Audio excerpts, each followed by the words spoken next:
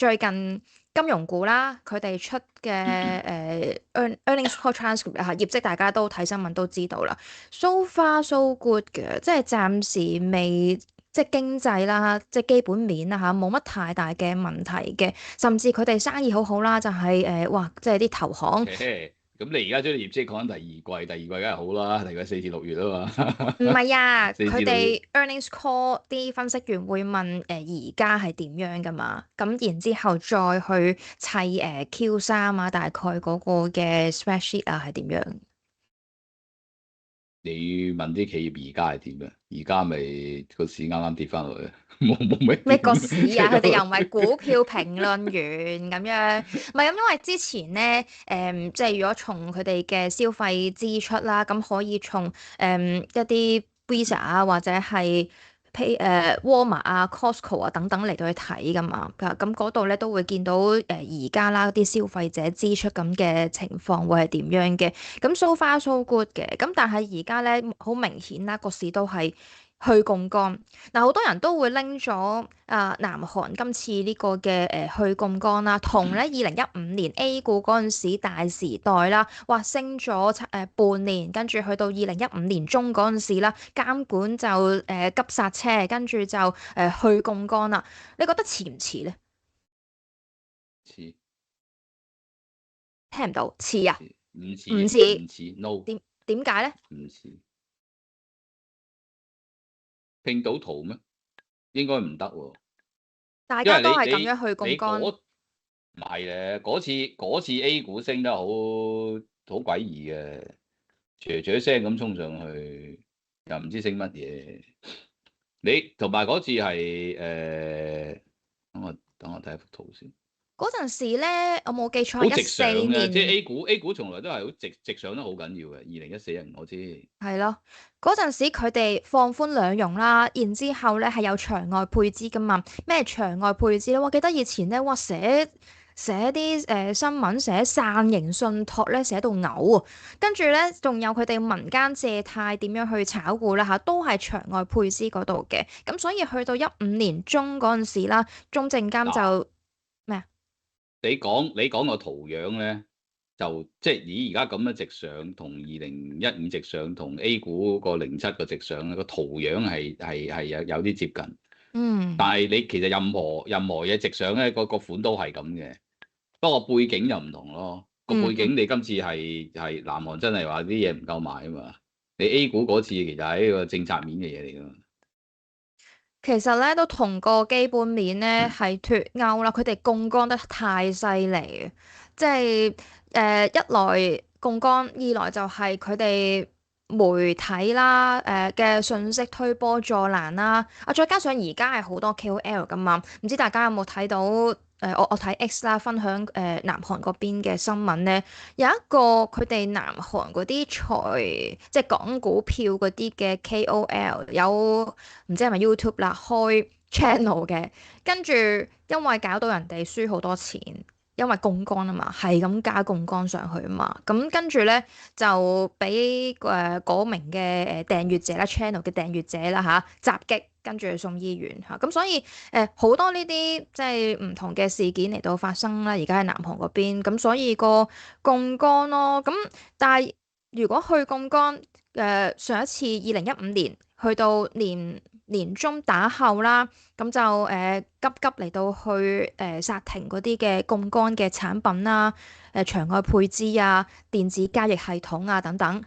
咁跟住今次啦，都係等禮拜四，佢哋南韓呢4個部門啦就話要開會。而家傳聞呢就係話提高嗰個嘅孖展嘅保證金。喂，但係呢樣嘢我哋成日都見 A 股都有做緊，又好似成效又唔係好大喎。對於去槓桿。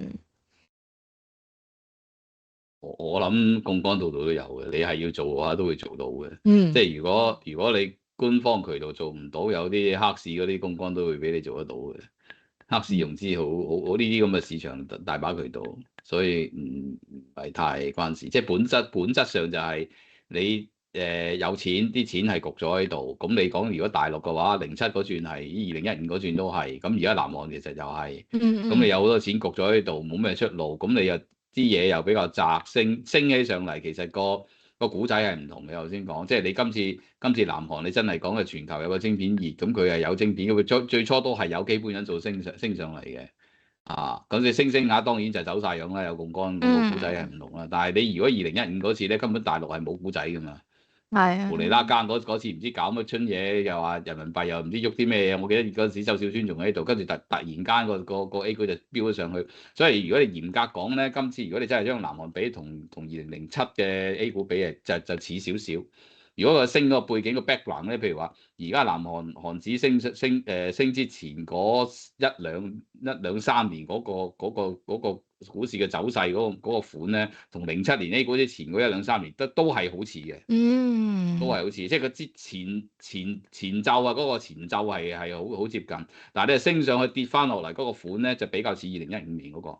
OK，拼圖角度睇咧，就2015年嗰張會準少少咁，但係2015個升市背後就冇咩古仔講。咁而家你一樣嘢個古仔唔係假嘅，係晶片係唔夠都係事實。但係問題你夾上去嘅時候就會過龍會 over。咁喺美股嗰度其實你都見到類似嘅現象，不過就限於一啲個股咯，就唔係話成個指數呈現呢種現象。不過韓國咧就因為嗰兩個指數已經係等於嗰兩隻股票係等於成個指數啦。咁所以就即係如果嗰兩隻股票係呈現美股嘅個別嗰啲晶片股嗰種咁嘅怪異現象嘅話，咁就變咗南韓成個指數都會有咁嘅現象。咁樣上去自然又會咁樣落嚟啦。咁落嚟基本上都係會打回原形嘅，幾乎。即係你譬如睇2007年嗰個 A 股，佢升咗上去，佢跌翻落嚟，跌翻升市嘅，大概80%到啦。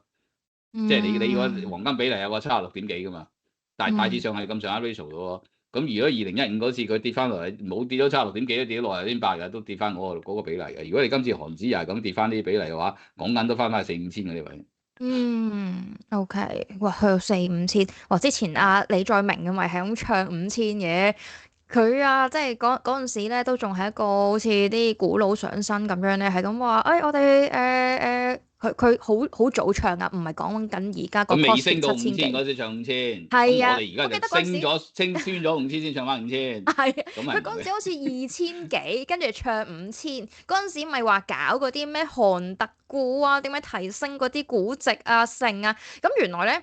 我後來 check 下李在明啦，原來佢30幾年前咧都係一條韭菜，咁所以咧佢就好痛恨呢個股市啦，就我上場一定要諗住搞好佢咁樣啦，咁想透過呢啲嘅改革嚟到去即係佢聲稱啦嚇，想搞好佢咁樣啦。點樣 check 到佢30幾年前呢條韭菜？你又知佢，你又知佢輸咗好多。啲新聞講㗎，話佢嗰陣時輸到嗨嗨啊，咁佢嗰陣時都係槓桿友嚟㗎嘛。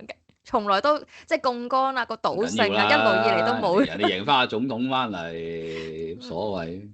哇！嗰陣時嗱又咁講，A 股咧就揾咗阿超鋼，即係當時嘅中證監主席嚟到去免職啦。嗱嗰陣時冇講啲咩原因㗎嚇，但係咁啱就係15年嗰陣時，好似15年年底有冇記錯啊？今次又唔知揾邊個嚟到去負責啦。暫時見到佢嗰啲即係南韓啊嗰啲財金嘅部門咧，哇！直情將嗰個責任咧全部咧聚焦晒喺嗰啲嘅槓桿產品。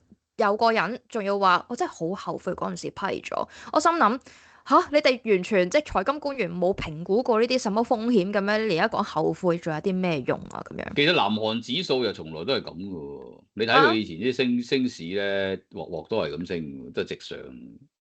所以係即係當然啦，你話有人要人頭落地攞佢嚟祭旗，呢個我唔覺得奇怪。但係個市嘅本質就反映係人民嘅本質，即係個民族性係咁樣咯。其實呢個係社會問題，呢個應該係社會問題。再即係睇呢個文化啫，你炒股文化冇辦法。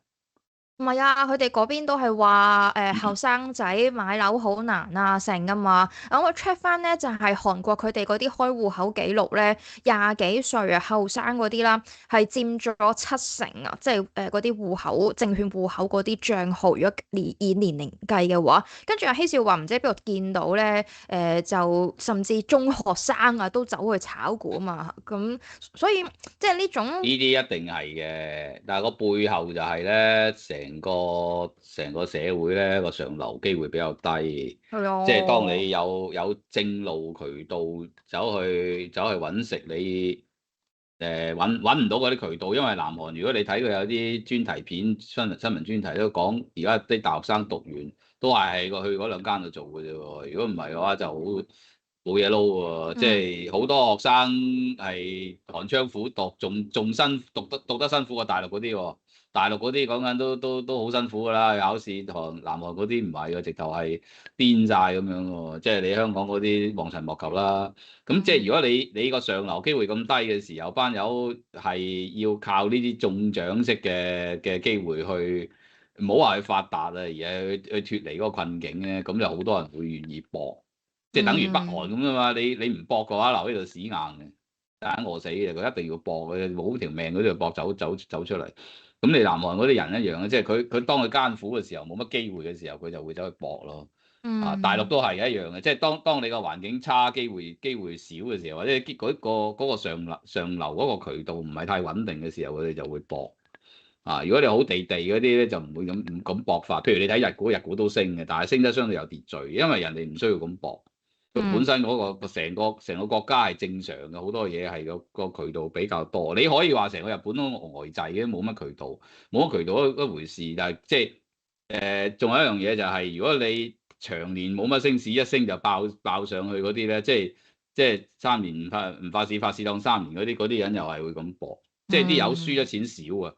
即係好日都唔輸啊錢，好日都唔升啊市，見一升市少，見一跌市少，佢哋又會咁樣。如果你成日升成日跌，譬如我哋美股咁樣，間唔中跌鑊金嘅，間唔中跌鑊金嘅，啲友又冇咁搏嘅，即係相對嚟講個風險管理會做得好啲。因為有咩依郁冬瓜豆腐就會識就人，所以升起上嚟會比較克制。去到比較個市嘅中後段期嘅時候咧，升得嚟係。都係比較有秩序。你睇美股次升上去咧，唔係以前啲模式咁係一浪高過一浪，一浪高過一浪尖頂嘅。美股見頂往往咧，即係牛市見頂往往係慢咗咁平頂嘅。你有冇留意？美股好多個頂都係咁樣。你喺後邊啦，叫後台出翻啲圖睇下。美股好多時見頂唔係尖頂嘅，係平咗咁一個 plateau 咁慢慢見頂嘅。因為去到近頂嘅時候，大家會計數啊嘛，會風險管理會減啊。如果你即係尖頂嗰啲咧，譬如你講正話 A 股個例子107啦、15啦、南韓而家啦，咁你冚唪唥拼到圖嘅，佢就尖頂嘅啫。一班人唔識死嘅，佢唔識死又一定係賺錢嘅機會唔多，輸錢亦都輸得少，輸得少錢佢就唔識輸，佢唔識輸佢就會咁樣尖頂拱上去所以即係頭先一路講嚟咧，唔係話一句民族性啊文化就講完嘅，佢成個制度背後咧就係。上游機會難啦，即係冇乜正路出圖啦，跟住輸得少啦，贏得少啦，機會少啦，佢就把握呢個機會，呢次唔做就冇啦咁樣，即係佢哋會咁樣。但係你美股唔係噶嘛，美股成日有升市，亦都成日有跌市。一日唔死，你擘大眼其實都有得炒嘅。即係如果你咁嘅時候咧，你個計算就唔會話我一定要把握呢一鑊啊！如果呢鑊冇嘅話就冇啦。即係個心態唔係咁樣。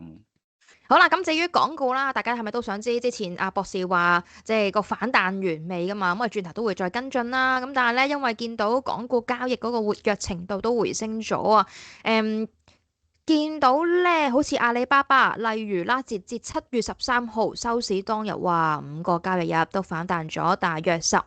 嗱，我哋咧即係喺富途牛牛個 App 嗰度啦都可以咧即係見到啦，揀翻你恒生科技指數邊啲係強勢反彈嘅，咁都即刻 show 到啦呢啲5日嘅升幅會俾大家去睇到㗎嚇。咁另一方面啦。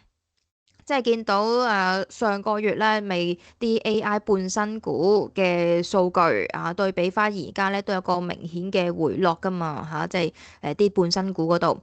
咁同埋咧，國產 AI 產業鏈嗰度咧嚟緊，哇，仲有一隻新上市喎，喺 A 股隻長鑫咁究竟配合埋啲國策嘅支持啦，仲有冇一度嘅炒作呢？咁大家想知道而家究竟仲有啲咩 AI 啲半新股有邊啲係受惠啊？咁大家都知道，即係呢期好熾熱嘅都係有畫面上面啦，嗰隻智譜，哇，年初至今都有15倍嘅升幅跟住兆易創新啦，就係 Plus 隻長鑫啦等等咁如果想了解咧更加多呢啲嘅投資主題嘅話咧，好簡單，牛牛 App 嗰度咧就有個投資主題嘅功能嘅。你打開個 app 啦，喺個菜單嗰度咧有個市場個掣噶嘛，咁啊撳入去港股個頁面啦，跟住向下碌啦，好似頭先小編咁樣啦，就會見到咧投資主題呢一版嘅。咁啊投資主題嘅呢一版就可以揾到 AI 半新股啦，